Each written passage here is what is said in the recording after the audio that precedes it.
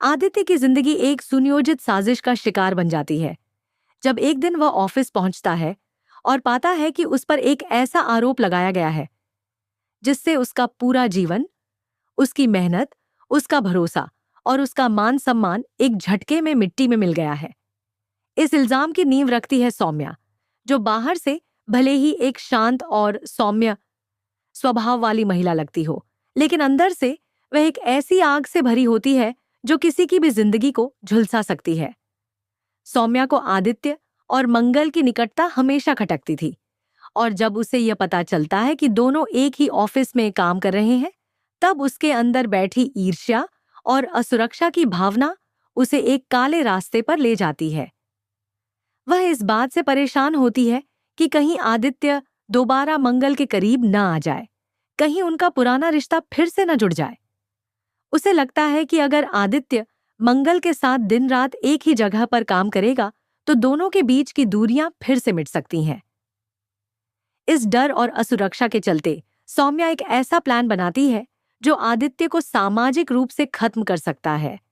वह ऑफिस की एक कर्मचारी अनन्या को चुसती है, जो हाल ही में कुछ आर्थिक समस्याओं से जूझ रही होती है।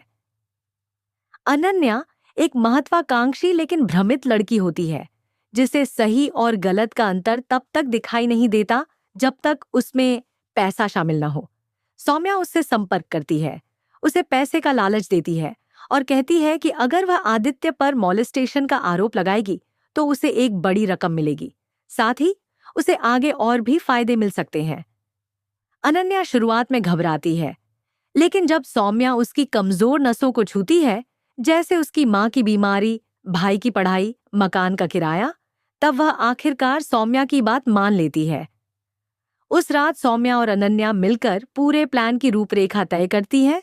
कब, कैसे और कहां पर आरोप लगाया जाएगा, किन लोगों के सामने अनन्या को रोना है, किस अंदाज में बोलना है, यहां तक कि कब आदित्य ऑफिस में अकेला होगा, इसका भी हिसाब रखा जाता है। अगली सुबह ऑफिस का माहौल शांत होता है। आदित्य हमेशा की तरह समय से ऑफिस आता है, फाइलें देख रहा होता है, ईमेल्स के जवाब दे रहा होता है और अपनी मीटिंग की तैयारी कर रहा होता है। लेकिन तभी अचानक ऑफिस की लॉबी में अनन्या की चीख गूंजती है। वह जोर जोर से रो रही होती है, कपड़े अस्त व्यस्त, आंखें लाल, और वह कह रही होती है कि आदित्य ने उसके साथ जबरदस्ती की है। वह कहती है कि जब वह बीते दिन शाम को ऑफिस से निकल रही थी तो आदित्य ने उसे रोक लिया, कहा कि कुछ जरूरी काम है, फिर उसे मंगल के खाली केबिन में ले गया और वहां उसके साथ बदसलूकी की।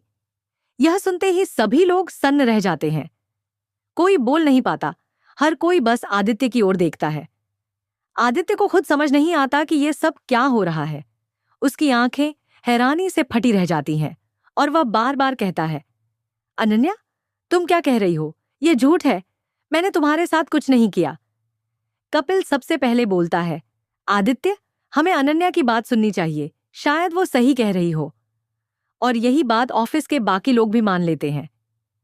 मंगल, जो अब तक आदित्य पर आंख मूंद कर भरोसा करती थी, अचानक चुप हो जाती है।